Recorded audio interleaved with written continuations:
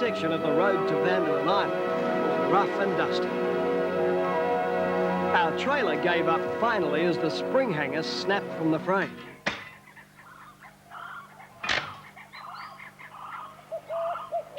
There's no gas welding apparatus at the Wright River, so I removed the car batteries and rigged up an arc welder.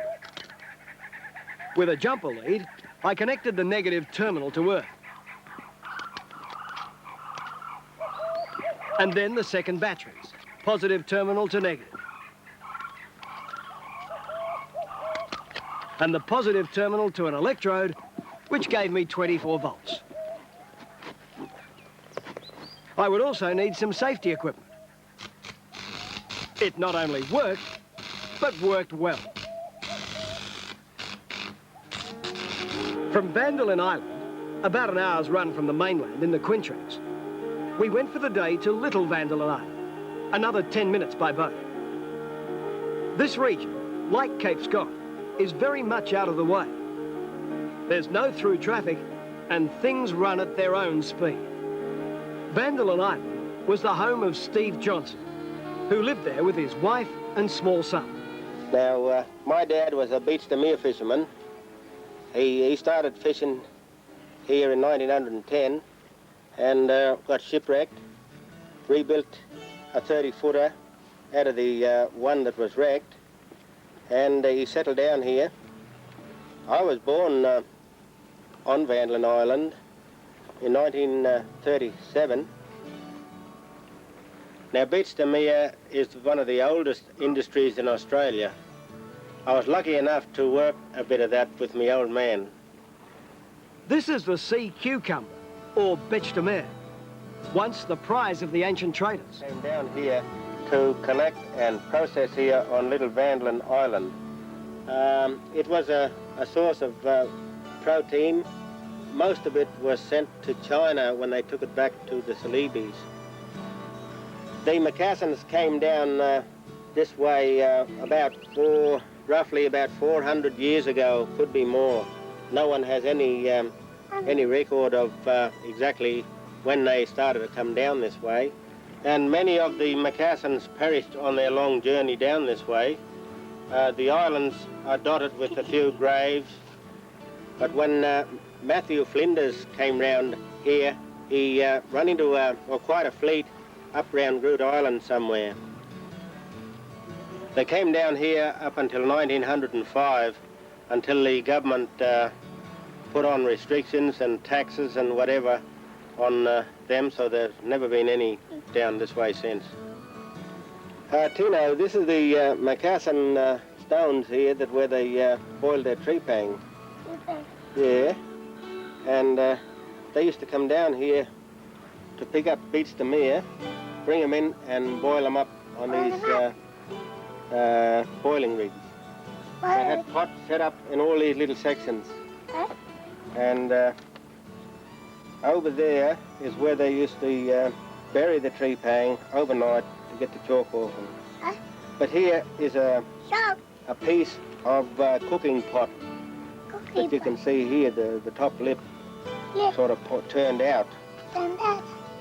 So we'll go over to the hole. There's the hole where they used to bury the trepang.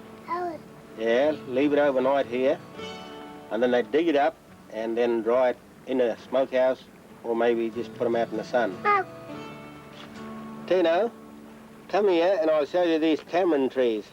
Now, these tamarind trees were brought down by the Macassans.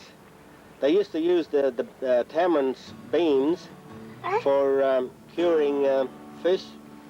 I think they used it for tomato sauces and all that sort of thing. But it was a source of food that they brought it down here for. And these are the trees that grew up in their camps after they left. Yeah. I think this is a graveyard of the Macassans. It looks as if there's two buried here, or there could be more. It could be Europeans, but I don't think it's Aborigines or anything like that, because they never done anything. They never used stones to mark their graves. Steve's nephew Simon was visiting the island. He spent his days possibly the same way Steve did when he was a child.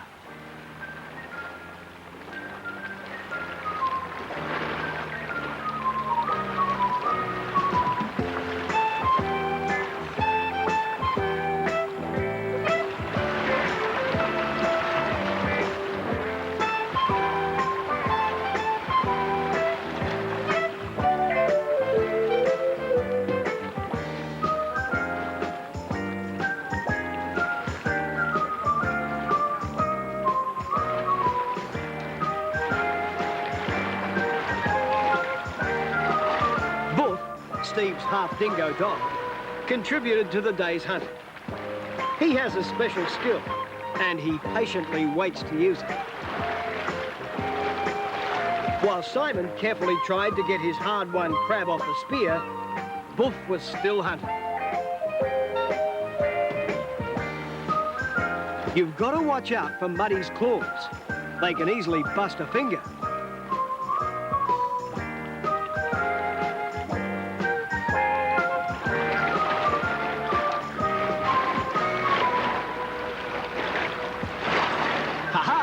Got one. Buff spends much of his time chasing, catching, and burying his fish.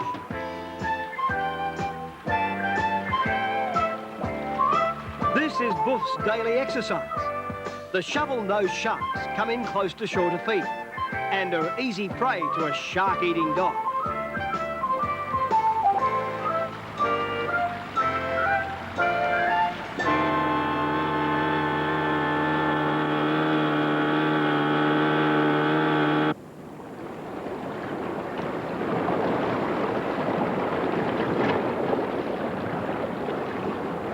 Steve is a professional fisherman. He normally uses nets, but some spawning areas are closed for netting by the fisheries department. So he must use a rod and reel. This queenfish will be the family meal tonight. Steve's island is shared with a large wild goat population. There are thought to be more than 2,000 on the island, but we only saw them as we left that afternoon. Not far away, another family makes its living from the sea.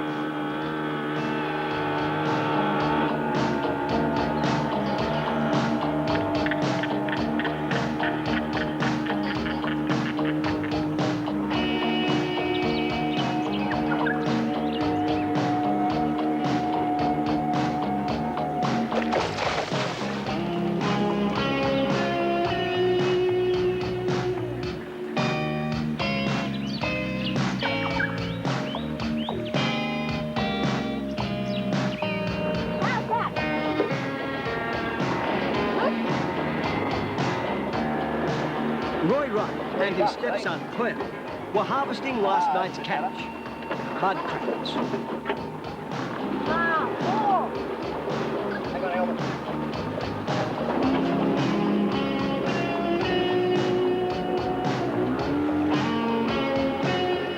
Wright, one of the well-known characters of the territory, enjoys the peace and quiet of his tidal river home, where the law and order are to his own liking.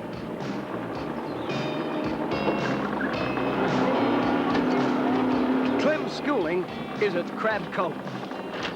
Roy graduated many years ago, and these days enjoys the quiet side of life in his own patch of paradise.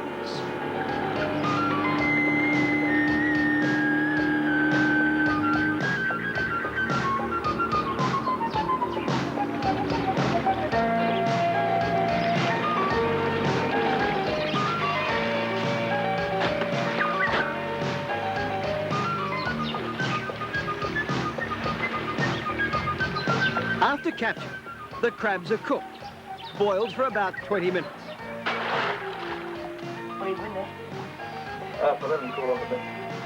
But the waiting time is not wasted. The sink is always full of dishes that must be washed.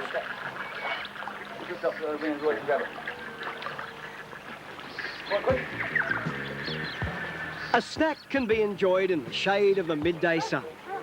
And the crocodiles always have to be fed.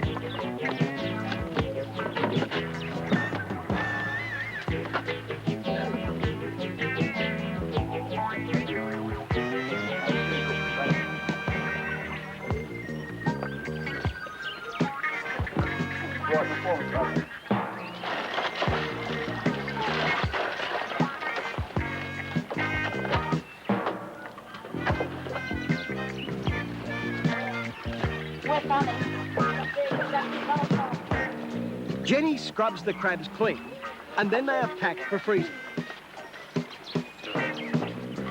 Separate female. Yeah, that's nice. That's nice.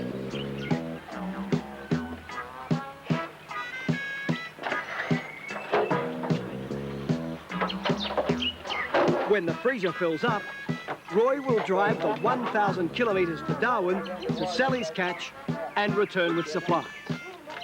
The crabs will end up on gourmets' tables throughout Australia.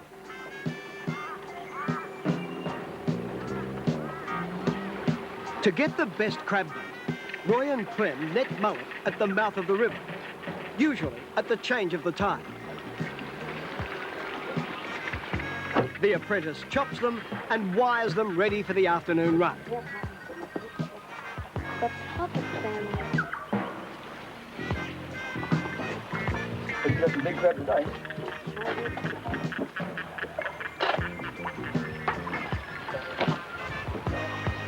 Oh, glad.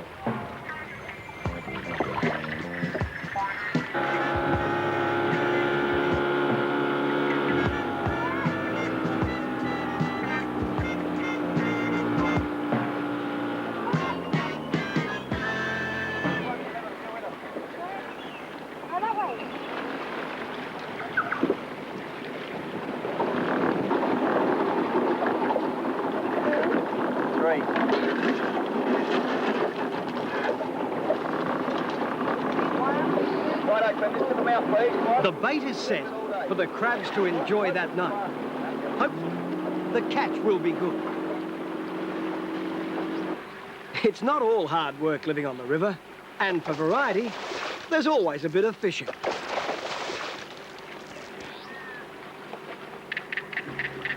Roy recommended an estuary where there may be one or two small barramundi, just big enough for Gemma and I to manage. We had bought a modest selection of worms, and we wanted to try a few different techniques in this maze of top-looking waterways.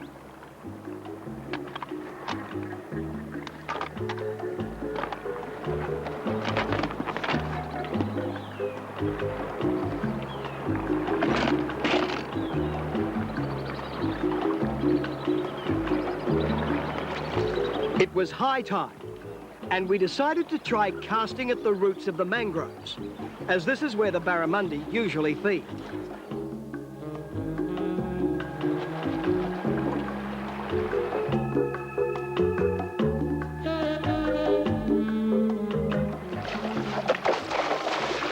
Gemma had the first hookup.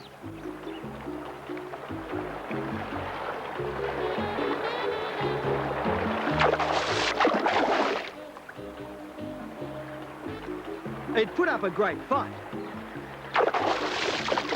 But it was my skill in netting that made sure we landed.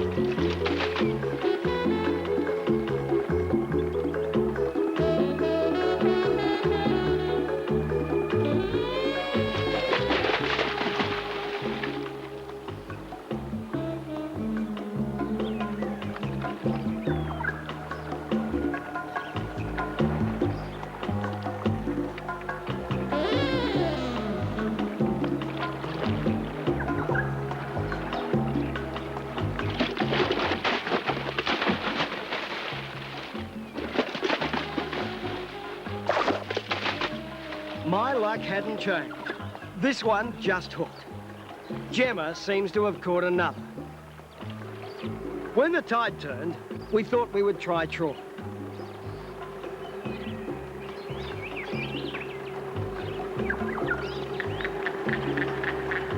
As soon as I hooked up, Gemma pulled in her line to avoid tangle.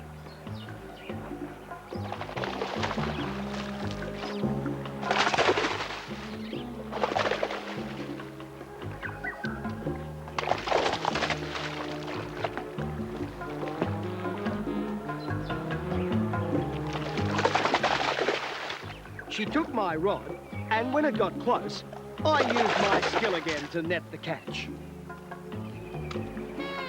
If I've come this far to catch a fish, then I'm going to see it again.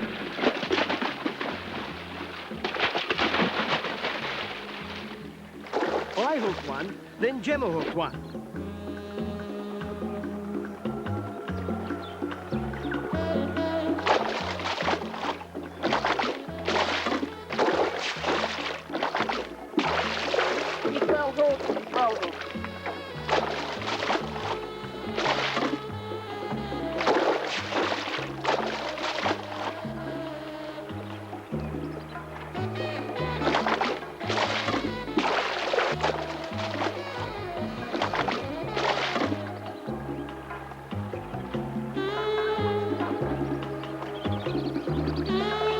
Gemma's was in, but I let mine go. We shouldn't take too many.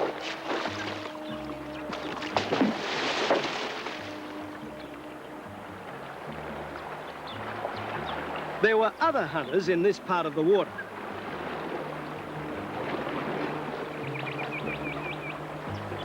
So we thought it might be a good time to move on. We cruised upriver from Roy's camp, and the wilderness engulfed us once more. There were no signs of man, just the bush and the occasional crocodile.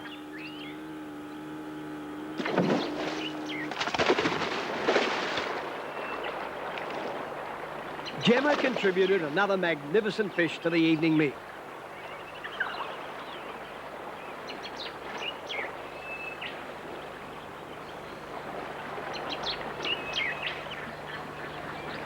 We unloaded the day's catch, observed from the shallows by a watchful croc.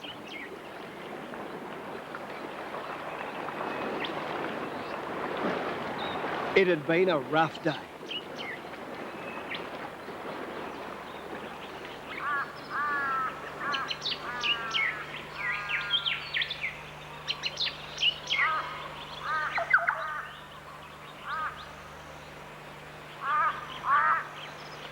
Our time was now over.